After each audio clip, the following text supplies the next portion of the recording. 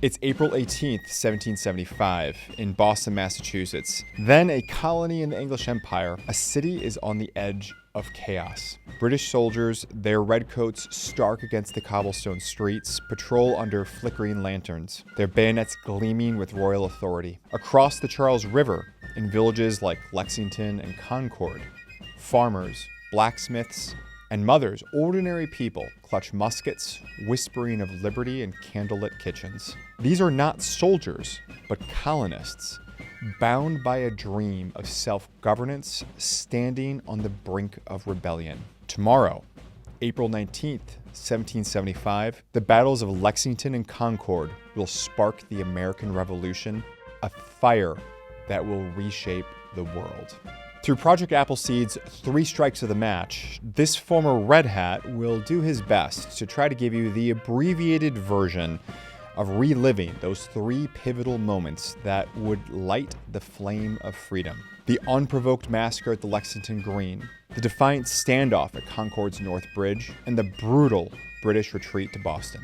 This video is dedicated to marksmanship and civic duty. To the men, women, boys, and girls, use this all as a framework in an effort to honor the courage of everyone back in 1775 when everyday people chose to act. Each strike, Lexington's spark, Concord's flame, and the retreat's firestorm built on the last, turning defiance into destiny. Let's step into that fateful night when a silversmith's ride set history ablaze.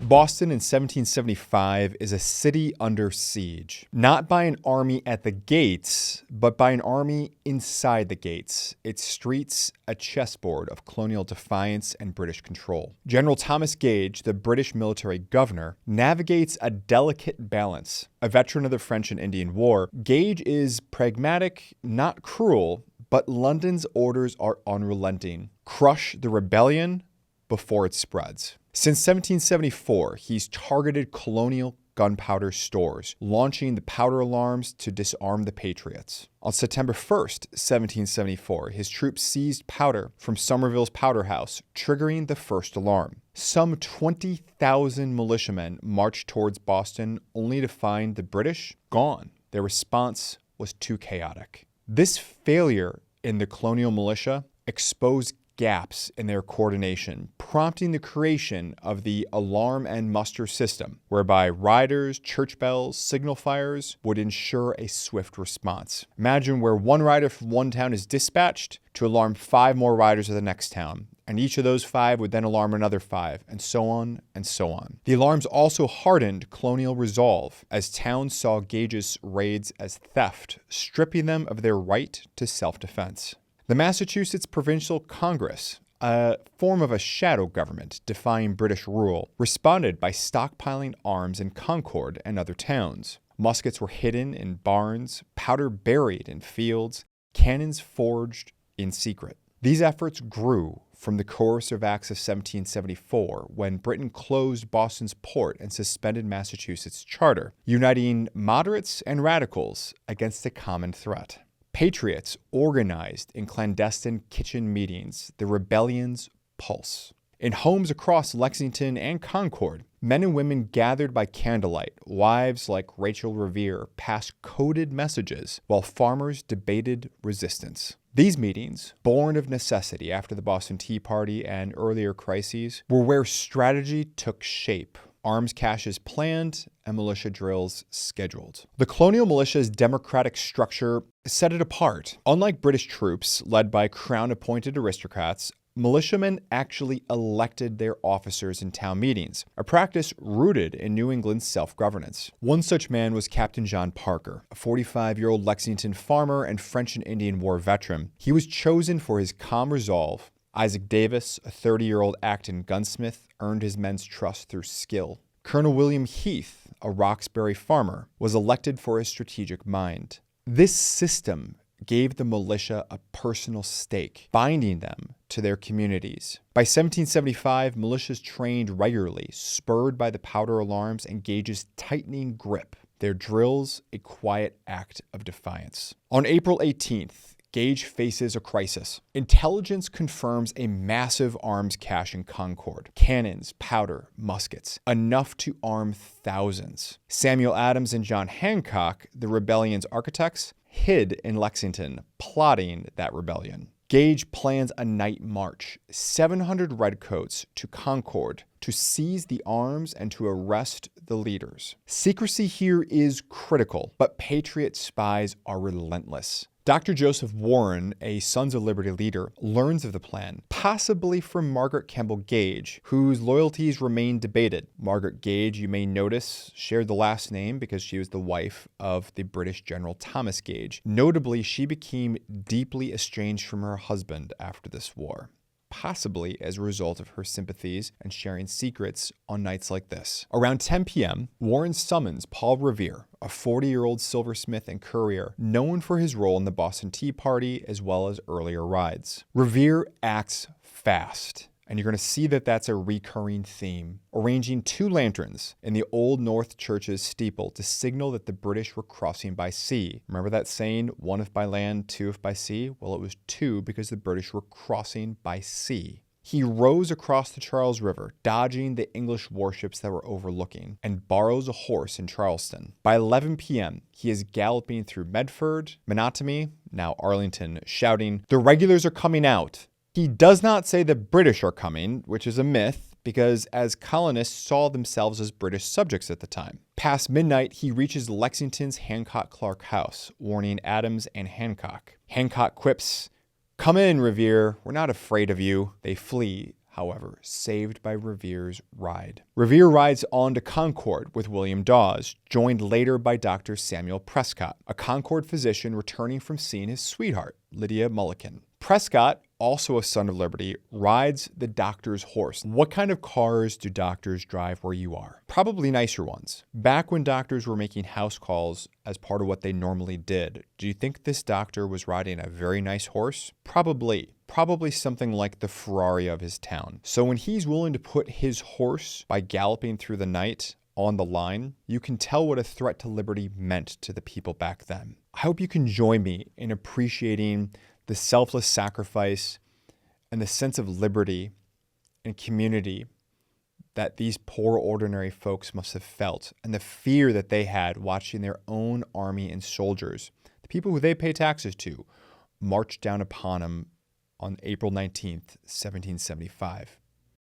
This is the first video of a 3-part series where we're going to be deep diving into the 3 strikes of the match, walking you through the battles of Lexington and Concord. Join us by hitting that subscribe button, and be sure to show your support for this channel by hitting like as well. Now back to the video. A British patrol ambushes them near Lincoln. The British were told to be looking out for people and to stop people to make sure that this colonial network was shut down. Prescott escapes over a stone wall. Dawes flees on foot after being dehorsed, and Revere is captured and released horseless. Prescott reaches Concord by 1:30 a.m., ensuring that the militia hides their arms. Dawn breaks over the Lexington Green on April 19th. The Green, which is a communal space for town meetings and militia drills, is steeped in Lexington's history as a Puritan settlement. Its defiance rooted in 150 years of self-rule. Captain John Parker musters 77 militiamen, fathers, sons, cousins. These are Lexington's training band. So these are the folks who were part of the militia that actually trained. Virtually all males were part of the militia, but not all of them were actively drilled. Those that were often called the training band or the trained band. That were these men. They'd been training since the powder alarms the year before. They are warned by Scout Thaddeus Bowman that there are 700 Redcoats approaching. Captain John Parker was one of those officers who was elected to lead the militia by the same men who he now commanded. By this time, he was unfortunately suffering from a rather advanced tuberculosis and could often be difficult to hear. Parker forms his men not to fight, but to signal their stoic defiance and readiness to defend their town through their mere presence alone. The British had done this before, and they had been met with mixed success at best with their raids. Parker also knew that much of the weapons were at Concord, not Lexington, and that most of those weapons would likely already be hidden by the same people who had warned him. Now, of course, you need to remember, at this point, the colonists are British. There had been no war that had started. The Declaration of Independence was some 14 months off in the future. These were their troops coming down the road. Parker was likely thinking that the British would march on to Concord, find nothing, and return empty-handed. The goal of Parker was not to obstruct the Redcoats, but simply to signal again their readiness to defend their town and their liberty, if necessary, even against a superior military force that outnumbered them some 10-1. At approximately 5 a.m., the British arrived. The regulars were a wall of scarlet, bristling with bayonets already fixed. Parker had his 77 men arrayed into 2 lines on the green. And as the regulars rolled into town, Parker had his men seed the road to Concord, where they had already guessed where they were going. Now, Parker's troops, they were not hiding behind trees, walls, or houses. And they conceded and yielded the road to show that they were not here to obstruct. They were here to consent to safe passage. They were only here to defend. Parker, in a declaration that is echoed down the halls of history, told his men, "Stand your ground, don't fire unless fired upon, but if they mean to have war, let it begin here." Now, the first officer in the line for the English in charge was Lieutenant Jesse Adair, who was a fiery Marine lieutenant. Upon seeing the militia present, he likely decided that he needed to make sure that his column did not get flanked. So he decided to surround the 77 colonial militia. Now, while the regulars were pouring onto the Lexington Green, English Major Pitcairn rode up swiftly on his horse and took command while leading his additional 3 companies up. The rest of the force under Colonel Smith were still marching up from Boston, coming from back down the road. Now imagine the scene. Major Pitcairn turning to face the farmers, tradesmen, sons, fathers who had gathered to defend their town, and angrily yells out to them, "Lay down your arms, you damned rebels." Backed by multiple companies of redcoats with fixed bayonets, this was no idle threat. Parker, outnumbered and not trying to start a fight, relented and ordered his men to disperse. The militia slowly scattered, some shouldering their muskets. But then a shot rings out.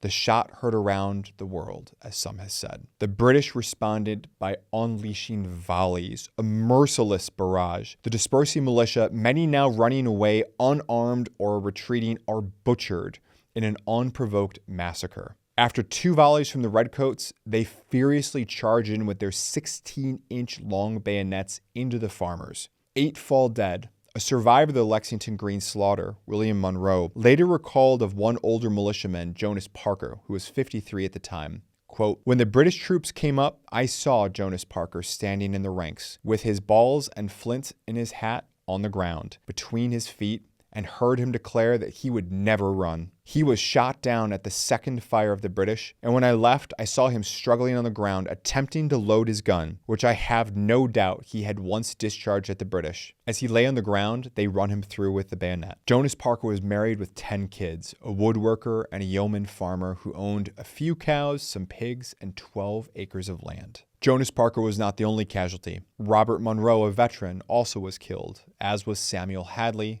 shot while fleeing. Jonathan Harrington crawls to his doorstep, dying in his wife's arms, his blood staining the grass. 10 are wounded, some maimed for life. The slaughter, lasting mere seconds, shocks even the British officers who struggled to halt their men's fury. Colonel Smith, with his elite grenadiers, then arrive and order the drummer to beat assembly. The regulars responded to the drummer's call by falling into formation. In the face of the slaughter, and as a massive insult to the townspeople, the officers allow their men to fire a victory volley and cheer. Now, this is normally something that's done when one European army defeats another European army on the field of battle. Here, it was being done to ordinary townspeople. Imagine what the survivors and witnesses saw, heard, and felt. Imagine if this had happened to your family. Multiple fathers and sons, multiple families were forever separated by the carnage that morning. The English redcoats marched on to Concord, leaving Lexington reeling in their wake. Now, this massacre, unprovoked and brutal as it was, galvanizes the colonies. Riders depart to warn other riders, who in turn still warn other riders about what had happened. And the news spreads like wildfire across the countryside of the redcoat attack, slaughter, and the victory volley with cheers. 8 dead, 10 wounded, fueling outrage.